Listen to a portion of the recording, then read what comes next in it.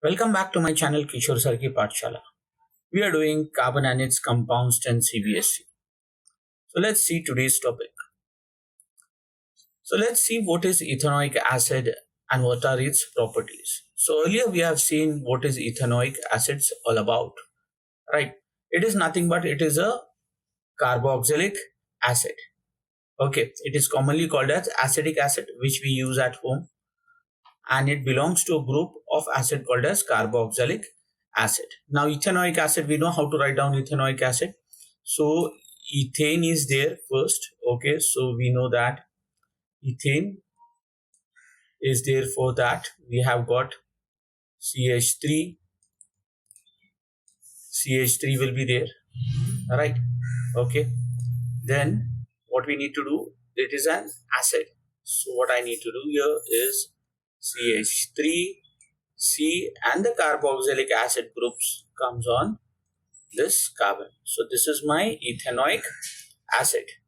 Okay, so 5 to 8% solution of acetic acid in water is called as vinegar. Vinegar that we use at home is nothing but it is a 5 to 8% solution of acetic acid in water.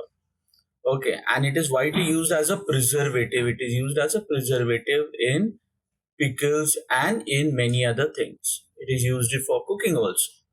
And if you see, the melting point of pure ethanoic acid is 290 Kelvin, right?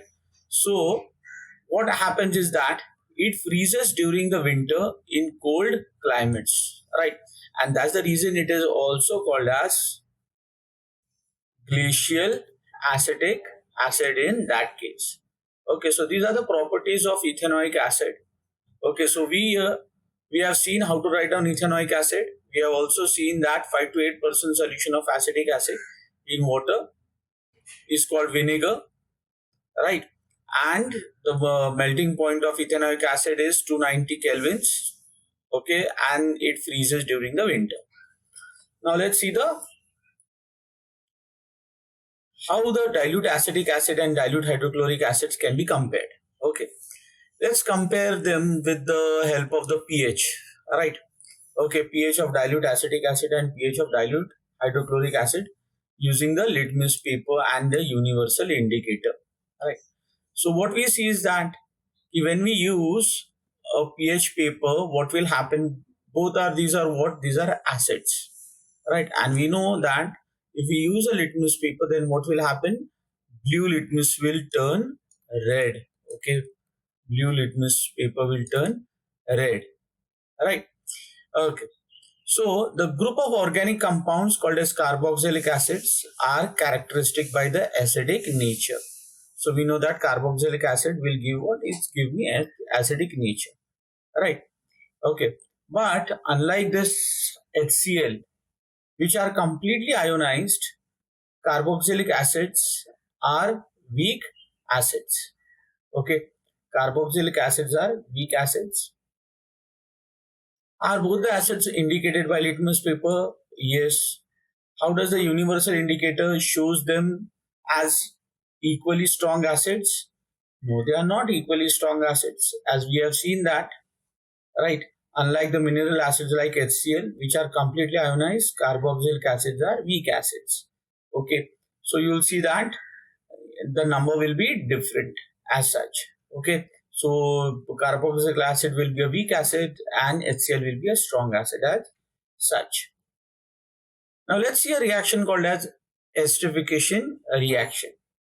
Let's see what is the setup is all about. You'll see a tripod stand is there, Bunsen burner is there. Okay, then we have a water bath and the reaction mixture we need to take in a test tube. Right. So what we have taken here, let us take 1 ml of ethanol. Right, we have taken ethanol, C2H5OH, that is the absolute alcohol in this mixture, and 1 ml of glacial acetic acid. Glacial acetic acid is nothing but what we have taken. We have taken this ethanoic acid, right? Okay, in this mixture with a few drops of concentrated sulfuric acid we have taken. Okay, concentrated sulfuric acid we have taken. Then what we need to do, warm in a water bath for at least 5 minutes.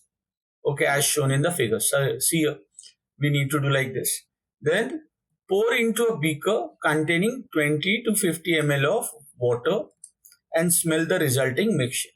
What we are going to see. Right. Let us see the observations what we are going to see. Okay. So what we are going to see is that we are going to see a fruity smell which is coming out of this mixture. Right. Whatever product we have got, we are going to see a fruity mixture. So now let's see what is the inference all about.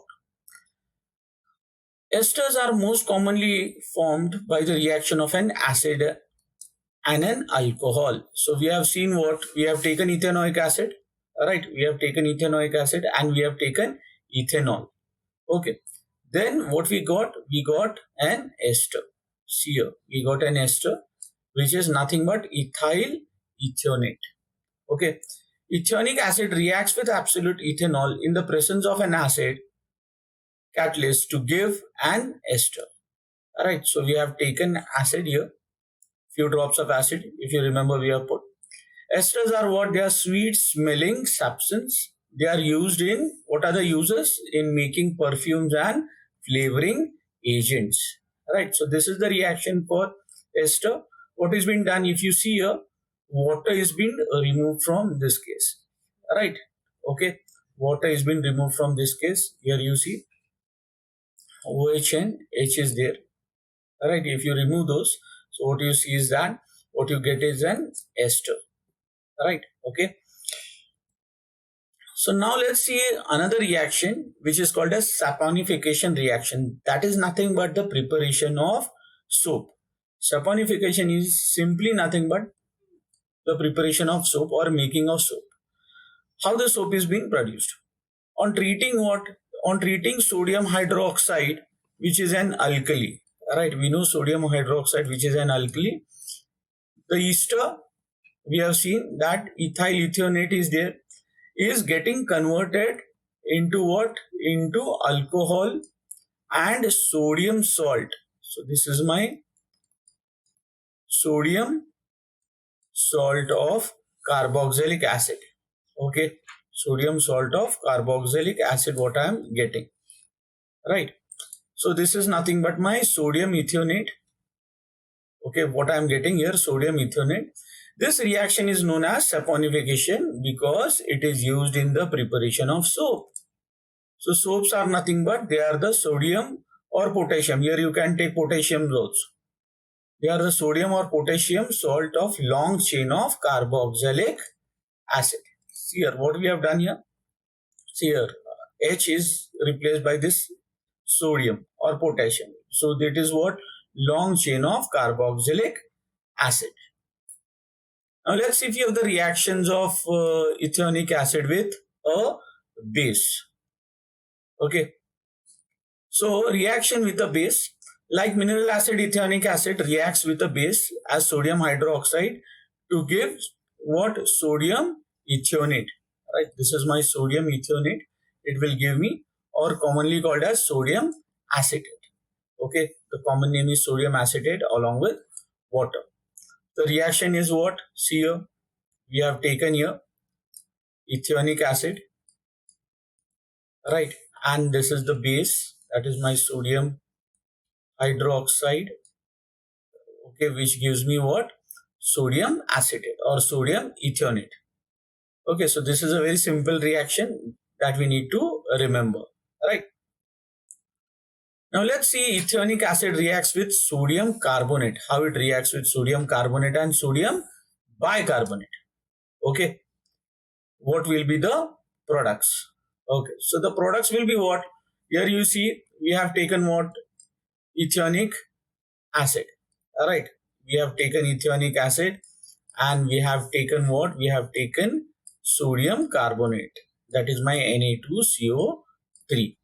Okay, so what will happen here? One Na will go here. See here, okay, sodium is going here. And we are getting what? We are getting sodium acetate. We are getting sodium acetate. We are getting water and we are getting carbon dioxide. Okay, we are getting carbon dioxide. Just remember this thing, carbon dioxide we are getting in this reaction, and sodium acetate will be there. Now, if you take sodium bicarbonate, right, along with ethanoic acid, you are going to get the same products. That is the sodium acetate or sodium ethionate, water and carbon dioxide gas will be released, right? Now let us distinguish between carboxylic acid and an alcohol. Carboxylic acid, let us take what my ethanoic acid, CH3C double bond O OH. This is my ethanoic acid. And let us take alcohol, C2H5OH. That is my alcohol, right? If we react carboxylic acid with sodium carbonate, just now we have seen the reaction. What it will produce? It will produce carbon dioxide gas. It will produce a carbon dioxide gas. Okay. And this carbon dioxide gas, when we pass it to a lime water, what happens is that the lime water turns milky, right? Okay, lime water turns milky. Now, this is the reaction. This is a confirmatory reaction for carbon dioxide gas. Okay, so we can confirm this, that when a carbon dioxide gas is released, lime water turns milky. If we take alcohol and sodium carbonate, we are not getting such a reaction, right? Okay, so there is no question the lime water getting turning milky in that case. Okay. Now, if we take litmus test, what will happen? Carboxylic acid turns blue litmus red, and you will not see any change with alcohol.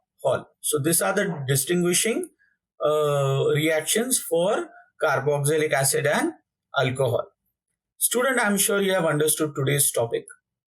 Kindly like, share and subscribe my channel Kishore Sir Ki Pathshala for more informative videos.